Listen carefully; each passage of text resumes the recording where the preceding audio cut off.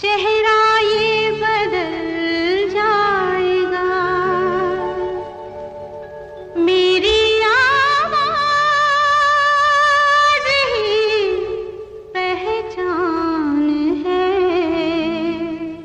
लता मंगेशकर भारत की सबसे लोकप्रिय और आदरणीय गायिका थी, जिनका 6 दशकों का कार्यकाल उपलब्धियों से भरा पड़ा था। उन्होंने लगभग 30 से ज्यादा भाषाओं में फिल्मी और गैर फिल्मी गाने गाए हैं। अपनी बहन आशा भोसले के साथ लता जी का फिल्मी गायन में सबसे बड़ा योगदान रहा है। लता जी का जन्म गोमंतक मराठा समाज परिवार में मध्य प्रदेश के इंदौर शहर में 28 सितंबर 1929 को सबसे बड़ी बेटी के रूप में पंडित दीनानाथ मंगेशकर के मध्यवर्गीय परिवार में हुआ था। उनके पिता रंगमंच एलजी के कलाकार और गायक थे। इनके परिवार से भाई हृदयनाथ मंगेशकर और बहनों उषा मंगेशकर, मीना मंगेशकर और आशा भोसले सभी ने संगीत को ही अपनी आजीविका के लिए चुना। पहली बार लता ने वसंत जोगलेकर द्वारा निर्देशित एक फिल्म कीर्ति हसाल के लिए गाना गाया था। उनके पिता नहीं चाहते थे कि लता फिल्मों के लिए गाए, इसलिए इस गाने को फिल्म से निकाल दिया गया था।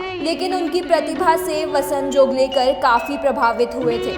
पिता की मृत्यु के बाद लता जी को पैसों की बहुत किल्लत झेलनी पड़ी और काफी संघर्ष करना पड़ा। उन्हें अभिनय पसंद नहीं था, लेकिन पिता की असामयिक मृत्यु की वजह से पैसों के लिए उन्हें कुछ हिंदी और कुछ मराठी फिल्मों में काम करना पड़ा। अभिनेत्री के रूप में उनकी पहली फिल्म पाहिली मंगलागौर रही, जिसमें उन्होंने स्नेह प्रभा प्रधान की छोटी बहन की भूमिका निभाई थी। बाद में उन्होंने कई फिल्मों में अभिनय किया। जिस समय लता जी ने 1948 में पार्श्व गायकी में कदम रखा, तब इस क्षेत्र में नूरजहां, अमीरबाई कर्नाटकी, शमशाद बेगम और राजकुमारी आदि की तूती बोलती थी। ऐसे में उनके लिए अपनी पहचान बनाना इतना आसान नहीं था। लता मंगेशकर का पहला गाना एक मराठी फिल्म कीर्ति हसाल के लिए था, मगर वो रिलीज नहीं हो पाया।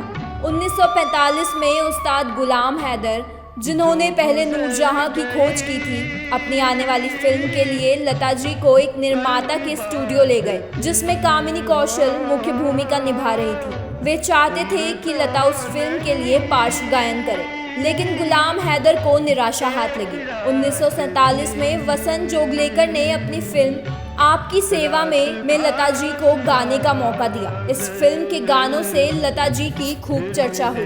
यह बताते हुए अत्यंत दुख हो रहा है कि अपनी मधुर वाणी से सबका मन मोहने वाली लता मंगेशकर का आज निधन हो गया। 92 साल की उम्र में लता मंगेशकर ने अंतिम सांस ली है।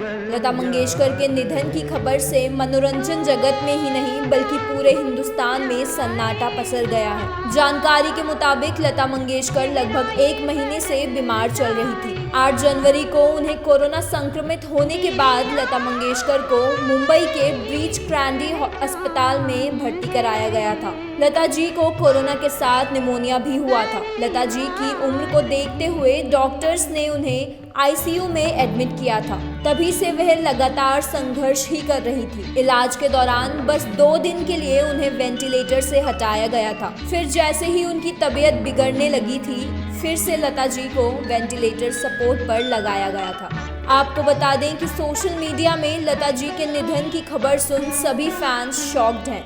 सभी लता जी की आत्मा को शांति मिलने की दुआ कर रहे हैं। सभी की आंखें नम हो गई हैं। लता मंगेशकर की मधुर आवाज सभी भारतवासियों के कानों में गूंज रही है, जो आवाज हमेशा के लिए अब मौन हो गई है। चेहरा ये बदल